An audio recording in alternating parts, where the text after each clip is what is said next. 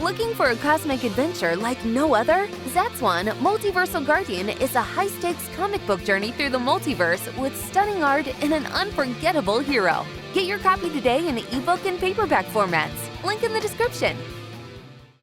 Hey everybody, this is Neil Allen, the comic creator behind the series ZATSWAN Multiversal Guardian. The link to that will be in the video description. This video I'm going to be working on my comic and using my character here, Alakazona, to show you how I blend a light flesh tone with colored pencil.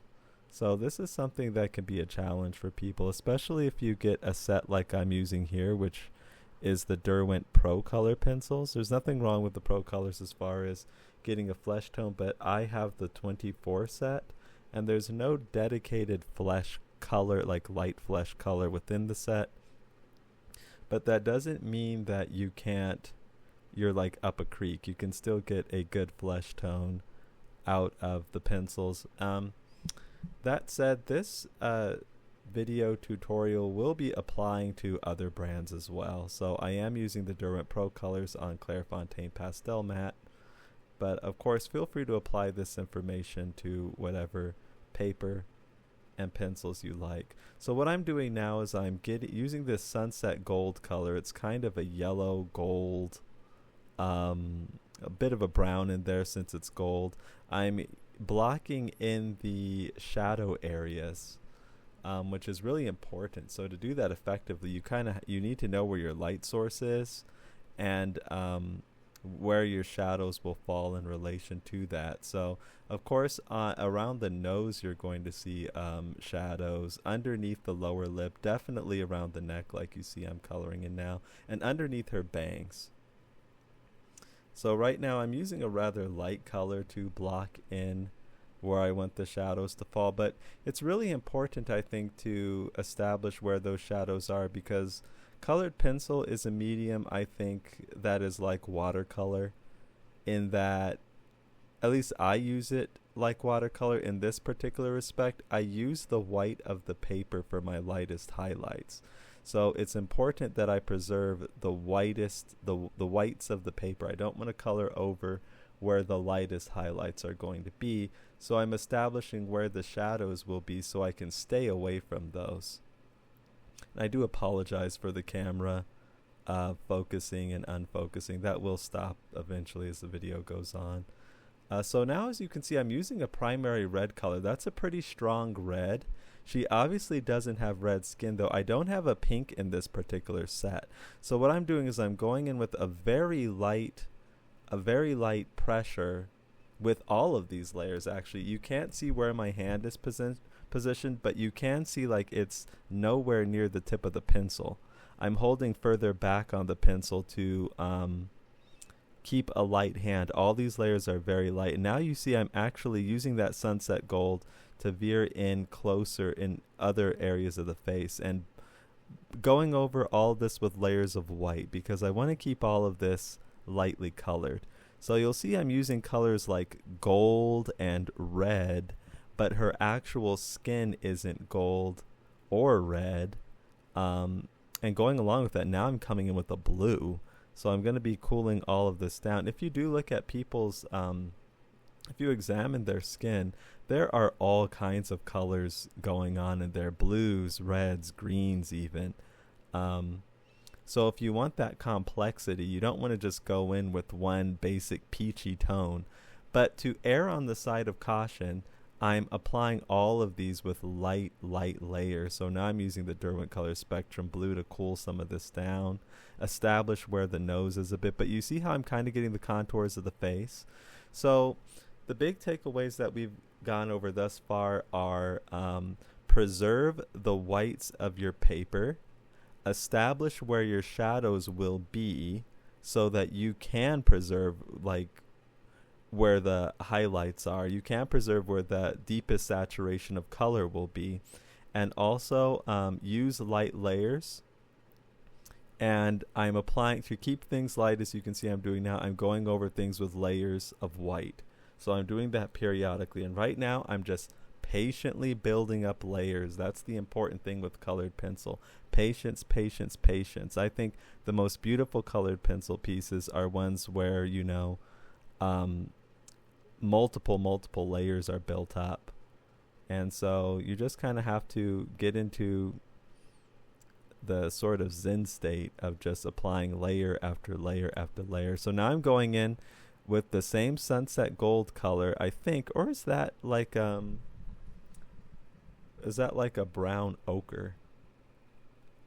I think that might actually be the ochre. So it's one of the darker colors now, and I'm going in further in the shadows, keeping things very, very light though. So I'm blending all these colors together.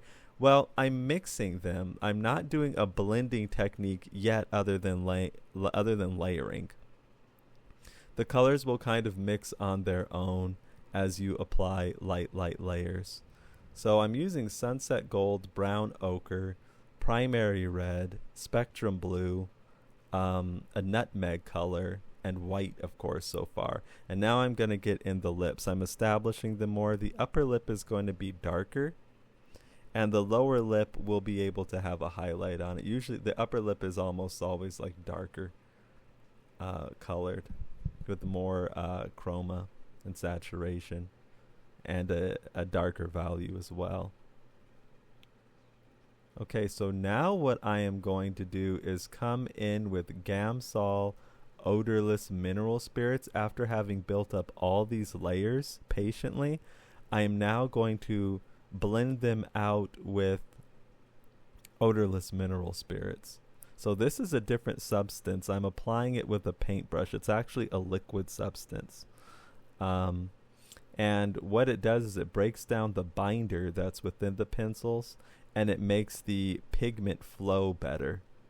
So what's going to happen as I use this product is I'm going to get rid of that sort of gritty texture that you get with colored pencils, and it's going to fill in the tooth of my paper more. You could actually watch this happening. It's breaking down that binder and the pigment's flowing better. You see how where it's very saturated around the nose, you can really see it happening. So this is kind of going to be a bit of a repetitious process, but that's what colored pencils are like. You're going to see me build up lots of layers patiently, oftentimes with a light hand, then go in and blend those layers out with odorless mineral spirits, then do layers like I'm doing right now, go on top of those layers again with the same colors often. Build up more layers, then blend out, build up more layers, then blend out. And notice, see how my hand's far away from the tip of the pencil? It's like way up the barrel. It's way like near the kind of the mid part of the barrel. That's helping me keep a light hand. I don't want to apply hard pressure just yet. So right now I'm going back into those shadows areas, applying more layers with a with a brown ochre, it looks like. And going over it with white again. The white is what's like it's like blending all this together. I'm using the white to do that. It's bringing all these various colors I'm adding together, and now I'm going in with that looks to be like a deep purple tone, but like I said, so I'm using that as like a deep shadow. And we're establishing like where the shadows are going to fall. The light source is coming from our left side, so that right side of her nose, there's going to be a strong shadow there. You're going to see strong shadows going down near the chin, definitely, like I said, under the bangs, and bringing in some spectrum blue to cool that down again. And you'll notice how, like I said, those light parts, I preserved them. I don't want to like contaminate them with anything because they're crucial in bringing all this together. And I'm just going to continue building up layers. And again, notice how there was no dedicated flesh tone used here. We've used various colors from purples to golds to browns to red to white. Lots of different colors going on here, and that's going to help us get complexity in the complexity in our tone to make it look more believable, more convincing, more realistic. I'm blending all this out again with odorless mineral spirits. So light touch, lots of different colors for complexity. Blend those colors together using white, but still keep light touch. And what I'm doing in this particular video is blending all that with odorless mineral spirits as well. We're going to go up into her eyes now. I know this isn't a skin tone per se, but I guess just so we could, you know, bring the picture together more. You know, you could see me like work on her eyes. And I'm using a midnight blue there, I think, to get that. And we'll shape the eye up more too.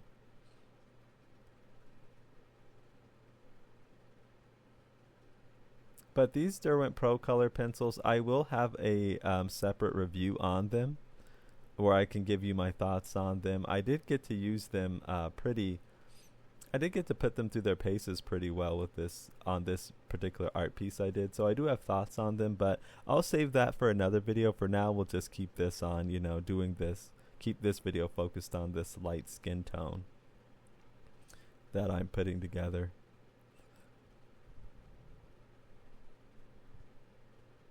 Right now we're getting in the eyelashes, and right now the skin tone is looking pretty good. We're probably coming near the end of it. Might do some touching up here or there, but you'll notice like in the shadow area there are a lot of browns, but it's mixed in with blues and reds for complexity, golds, getting in the areas of the teeth, using a gunmetal gray for that.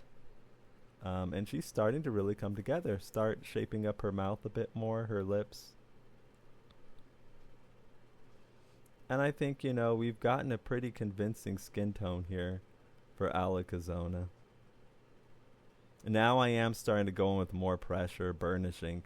You know, I got a nice tip on the pencil. These Pro Colors are really good for this sort of detail. Starting to burnish things up and define things very well. I'm going to have to go in there and get the nostrils too, and some other areas. That looks like a Crimson Lake pencil. Yeah, I'm going in here with probably a nutmeg or a burnt ochre. So we're using like brown, like a dark browns for the shadowy areas mixed in with like deep blues. And the lighter areas were, you know, I on the lighter areas, I definitely didn't apply like hard pressure like this. I kept my pressure light. Use light, you know, sunset gold mixed in with a lot of, like, toned back with a lot of white. You saw me mixing a lot of that white in there to kind of tone it back. And those whitest parts, like around her cheeks, those were left with the white of the paper. And this is basically what things came out looking like. This is actually the piece finished. So you can see what how the skin tone looks into the actual finished piece. And, you know, it looks pretty convincing. Now with this scanned image, you can see kind of more of all the complexity of the colors going on. And you can see that I still preserved the pencil texture in the paper. But that's it for this video, everybody. Be sure to like, comment, and subscribe, and check out my own work at the link below. Take care, and I'll see you soon.